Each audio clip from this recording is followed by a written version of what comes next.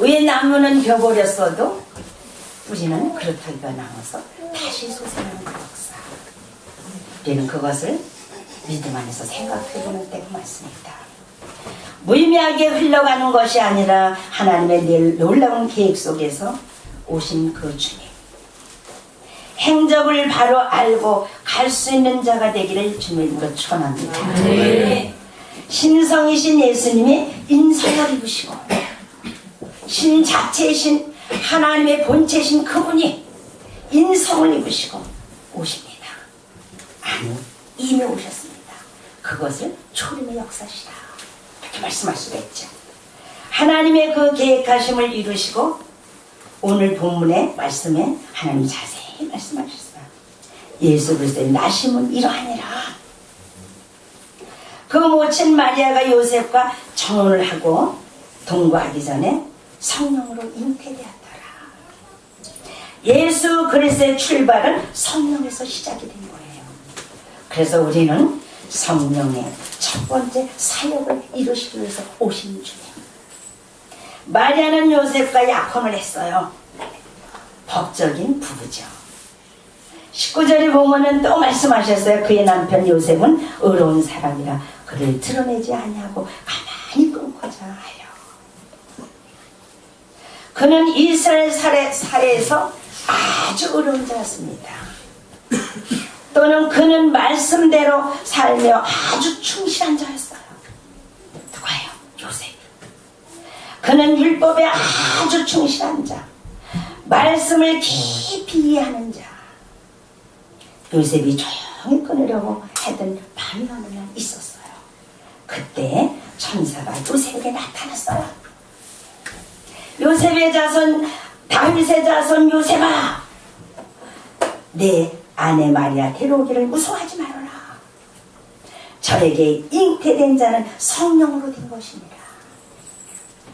하나님께서는 다윗의 자손으로 하나님이 역사하신 계획의 역사를 이루시기 위해서, 계보의 역사를 이루시기 위해서 성령으로 잉태됨을 설명해 주게 하신 거예요. 요셉은 하나님의 계획하심 때문에 마리아 데려오기를 포기하지 않았어요. 우리가 이 세상에 살고 있습니다. 온 인류의 가장 큰 속량의 뜻을 이루시는 목적이 하나님만이기 때문에 저 여러분이 바로 깨닫고 가길 주님의 이름으로 축원합니다. 네. 너무나 듣고 너무나 간절한 아주 철저히 예수 그리스도의 재림을 기다렸던 어느 목사님이 계셨어요. 그 목사님은 손양원 목사님과 주기천 목사님입니다. 그분은 영문밖에 말씀이라는 말씀 속에서 놀라운 하나님의 계획 속에 이 땅에서 지금까지도 순교의 피가 흐르고 있어요. 그 순교의 피가 어쩌면 하늘에 호소되는 그것을 들으시면서 우리를 더더욱더 품고 가시는 하나님. 손양원 목사님의 이야기는 모르는 분들이 없습니다. 두 아들의 안타까운 상상할 수 없는 역사 속에 그분은 그런 사건을 당하고 하나님 앞에 이런 기도를 드렸어요. 두 아들을 아버지의 하나님 미국을 보내기 위해서 계획했는데 미국을 보내기 전에 천국을 보내주신 하나님 감사합니다. 두 아들을 살해한 그 아들을 종을 통하여서 하나님 그를 해결시키게 하심을 감사합니다. 그 상상할 수 없는 현실에 주님 너무너무나도 큰 그 사랑을 가분하게 감사하고 있나이다. 사랑하는 여러분들은 믿음 생활하면서 얼마나 하나님의 사랑을 느끼고 계십니까? 그래서 그분은 사랑의 원자탄이라는 그러한 놀라운 명칭을 붙으면서 하나님 안에서 희생양 같은 삶을 살았습니다. 금년에 사랑하는 여러분들 이 시간에도 바로 깨닫고 바로 서서 가기를 진심으로 권면합니다. 네. 우리는 언제 다 세상을 떠날지 모릅니다. 우리는 모두 오신 초림의 주님을 이미 맞이했어요. 이제는 다시 오며 약속하신 재림의 주님을 기다리면서 뼛속 깊이 숨을 들이니 기다림 속에 우리가 끊임없이 살아가야 되는 중심 자체가 그분에게 주파수가 맞춰져야 돼요. 행복의 속량은 하나님께 있습니다. 인생의 행복 천국은 그분 안에서 나누는 자에게 있다는 것을 하나님 우리에게 말씀 속에 누구나 말씀하고 계셔요. 사랑하는 여러분들이 금년에는 그런 자가 되길 주님의 이름으로 간절히 권면합니다. 네. 마태복음 4장 1절에 보면 그때 예수께서 성령에 이끌려 마귀에게 시험을 받으러 광야로 가서 광야 계신 아세살 양에 대한 모형의 예표를 말씀하신 거예요. 예수께서 모든 사역을 성령으로 쫙 이루어가셨어요. 요한복음 16장 7절에 보면 내가 떠나가는 것이 너희들에게 유익이니라. 왜? 내가 여기 때문에 예를 들어서 두 사람 성교에만 계실 주님이 떠나 가심으로 인해서 도에서 성령을 너희에게 보내리라. 사랑하는 여러분들, 내가 가지 않으면 그를 너희에게로 보낼 수 없다는 것을 말씀하시면서 하나님은 내가 주님은 가심으로 인해서 도에서 성령을 우리에게 보내셨어요.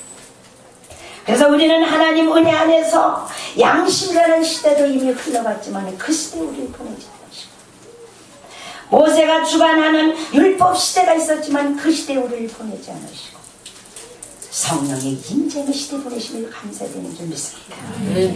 두 번째, 하나님께서는 성령의 사역을 시작하시면서 두 번째는 죄에서 구원의 사역을 이루시기 위해서 오셨어요. 마태복음 1장 21절에 보면 아들을 낳으리니 이름을 예수라 하라.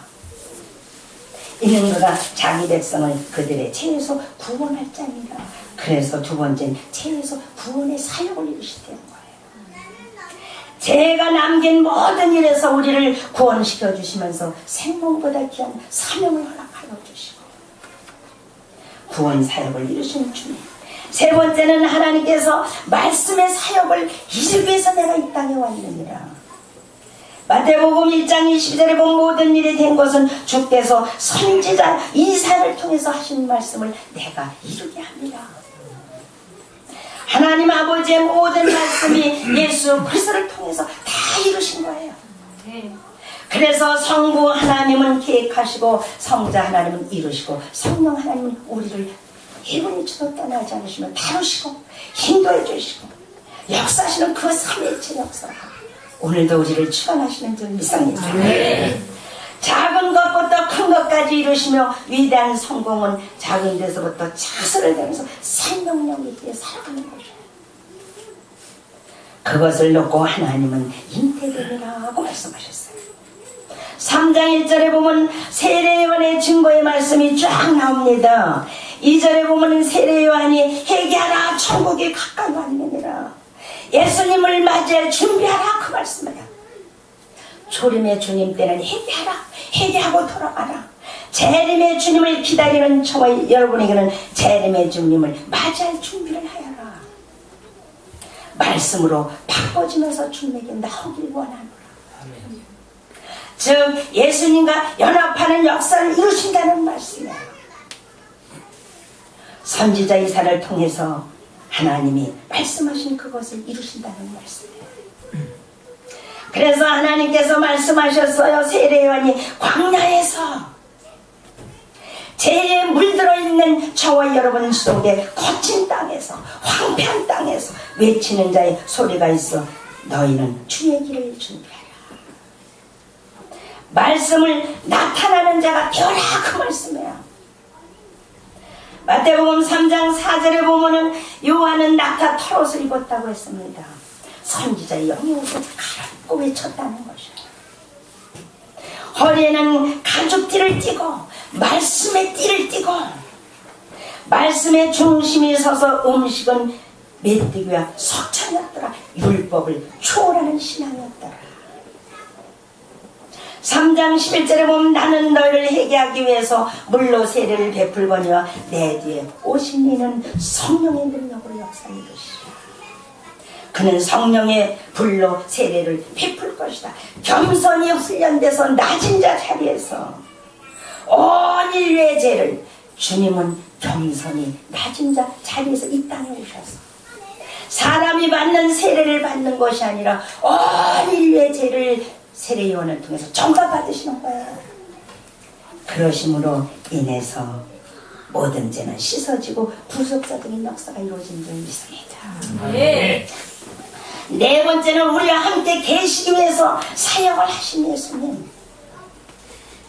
성령의 사역을 이루시고 죄의 구원의 사역을 이루시고 말씀을 이루시고 하나님 안에서 함께 계심의 사역을 이루시고 오늘 23절에 보면 주무라 처녀가 잉태하여 아들을 낳을 것이요 그의 이름은 임마누엘이라.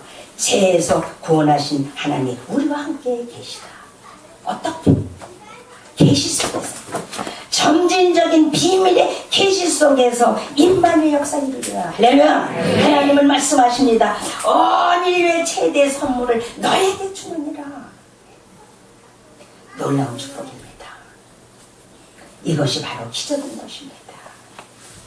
오신 주님을 다시 환영하면서 다시 복음으로 들어가길 주님의 이름으로 축원합니다. 다시 십자가로 들어가길 축원합니다. 다시 예수 그리스도께로 돌아가서 에바다 열리는 기적이 이루어질 주님의 이름으로 축원합니다. 하나님 진심으로 감사합니다. 진정으로 주님의 오심을 찬양하며 환영합니다. 동의합니다. 홀로 영광받아 주시옵소서. 예수 그리스도로 축복하며 기도합니다. 아멘.